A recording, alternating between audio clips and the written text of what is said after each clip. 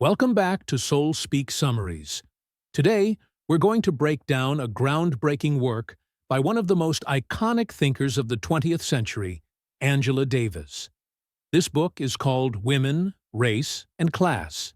It exposed some shocking truth we didn't know about feminism, a crucial text in understanding the intersections of gender, race, and economic class in American history. The Legacy of Slavery: Standards for a New Womanhood. Angela Davis opens the book with a deep dive into the historical context of black women during slavery. Now, we know slavery was a brutal, dehumanizing institution, but Davis takes it further by showing how black women were doubly oppressed, as slaves and as women. This chapter isn't just about the physical toil. It's about how enslaved black women were sexualized and exploited, treated as breeders, and denied even the most basic rights to their bodies. But here's the interesting part. Davis argues that despite this brutal oppression, black women's experience laid the foundation for a new understanding of womanhood, one rooted in survival, resilience, and resistance. The anti-slavery movement and the birth of women's rights. Women, especially white middle-class women, began to get politically active through their work in the anti-slavery movement. This is where we see the intersection of race and gender starting to form. White women, fighting for the abolition of slavery, started to realize their own lack of rights. But here's the twist. Black women, like Sojourner Truth and Harriet Tubman, were out there too, not only fighting for the abolition of slavery, but also for women's rights. This really raises questions about solidarity. Did white women genuinely see black women as equals in the fight? Or were they using the abolitionist movement as a stepping stone for their own cause? Class and race in the early women's rights campaign. This digs into the idea that the early women's rights movement was primarily led by middle and upper-class white women. Davis points out how the movement's focus on issues like the right to vote didn't necessarily address the concerns of working-class women or women of color.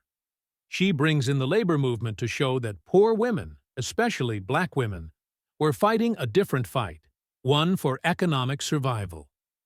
While the suffragettes were fighting for the vote, working-class women were fighting for fair wages and better working conditions.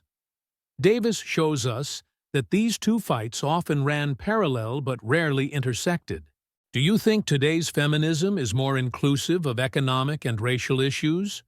Or do we still see these divides? Let's have a discussion in the comments. Racism in the woman suffrage movement. Davis doesn't shy away from exposing the ugly truth of racism within the early suffrage movement. Many prominent suffragists, like Elizabeth Cady Stanton and Susan B. Anthony, believed in the right to vote, but not necessarily for black women, or black men for that matter. What's fascinating here is how Davis examines the rhetoric that white women used to push their agenda. Some argued that giving white women the vote was necessary to balance the votes of black men, who had been enfranchised through the 15th Amendment. It's a stark reminder that racism was not just a Southern issue. It was embedded in movements that are often portrayed as progressive. This made me question, can we separate good work from flawed individuals? Or is that a form of complicity? Let me know what you think. The meaning of emancipation. According to black women. Here, Davis focuses on how black women viewed freedom post-emancipation. While white women often imagined freedom as the right to vote or the right to work, black women were struggling to rebuild their families, which had been torn apart by slavery. For many of them, freedom meant the right to be with their children, to marry legally, and to simply exist as full human beings in society. Black women had to fight for the most basic rights, such as fair wages and education, all while enduring the racist backlash of the Reconstruction era. The chapter makes clear that black women's struggles didn't end with slavery. They just evolved. If you were in their shoes, what would freedom mean to you? Would it be economic independence, legal rights, or something else? The campaign for protective labor legislation. This is where Davis ties gender and class together in a big way. She talks about the push for protective labor legislation, laws designed to protect women from dangerous working conditions. But there's a catch. Many of these laws were paternalistic and limited women's access to certain jobs under the guise of protection. Here's the kicker.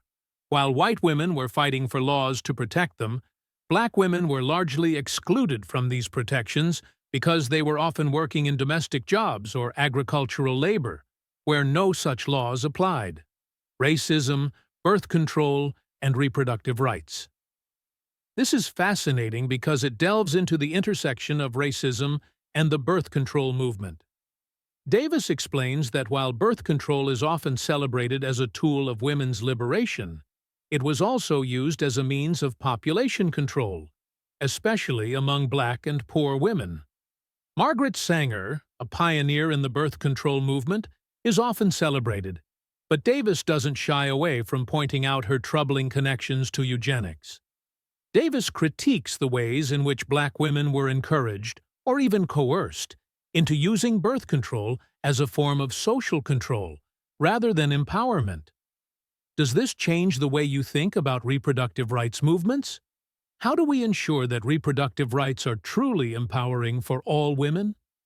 Communist women, Davis brings in her own political background, exploring the role of communist women in fighting for equality. She highlights women like Claudia Jones, who recognize that race, gender, and class are intertwined struggles. These women were at the forefront of organizing working-class women of all races and fighting for universal health care, education, and better wages. Davis emphasizes that communist women saw their struggle as not just one of economic justice, but of racial and gender equality too. This book challenges us to look deeper at the intersections of oppression and the ways in which race, gender, and class have shaped history and continue to shape the world we live in today. If you enjoyed this breakdown, please hit that like button and share this video with your friends. And don't forget to subscribe for more thought-provoking summaries from Soul Speak Summaries. Until next time, stay curious and keep those conversations going. Peace.